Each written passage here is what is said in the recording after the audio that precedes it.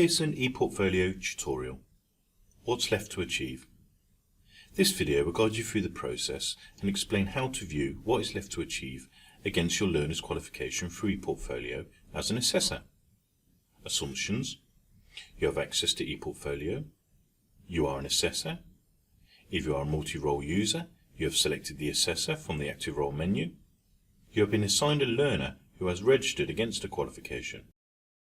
Log in to ePortfolio. From the home screen, select View My Learners located under Overview. You will now be brought to the Learner screen. This will list all the learners for which you are either the lead or the specialist assessor. The following information is available. Learner. This is the learner's name. Employer. This is the employer's name. Last login.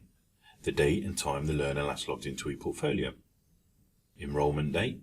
The date and time the learner enrolled on the qualification. Reg number. The number your learner was assigned when registering them with the relevant awarding body, and you or your centre administrator has chosen to add to the system when adding the learner into ePortfolio. It's an optional field you can use to help identify your learners. Qualification. Title of the qualification. Assessor. This will be either the lead or the specialist. Achieved. A progress bar showing the learner's progress. The blue bar represents what the learner has completed, and the white bar what is left. Once you have located the learner you wish to view, click on their name. You're now on the Learner Summary screen. The following information is displayed.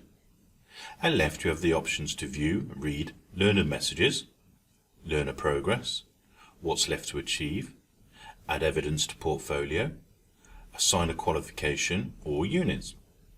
At the top of the screen you have the learner's name and the qualification. If the learner is registered on more than one qualification, you are able to click on the drop-down arrow and select between them. In the centre of the screen you will notice a progress bar ranging from 0 to 100.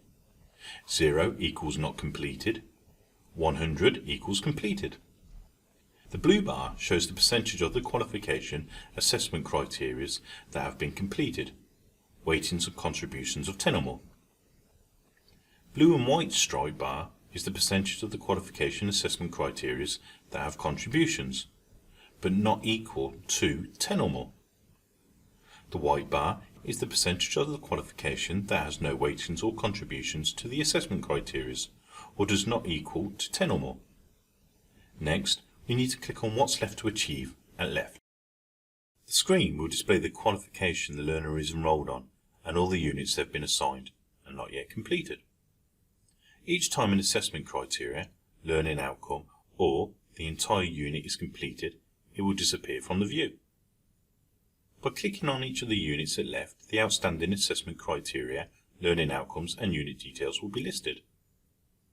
Let's look at Learning Outcome 2. You'll see the following information. Evidence title. Title of the piece of evidence. Assessed. Date the evidence was assessed. Contribution. The weighting of that piece of evidence marked out of 10. This piece of evidence was given a 5, which means the learner will still need to show further contribution of evidence of at least a weighting of 5 or more to complete that learning outcome. Assessment method. How that piece of evidence contributed, whether this be through an observation, a witness testimony, product evidence, etc. If you wish to see what has contributed so far to a particular learning outcome or assessment criteria, you can click on a piece of evidence.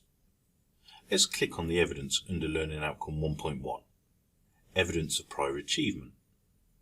You will now be able to see the previous assessment decisions and weightings, as well as the learning outcomes, IV feedback and/or attachments.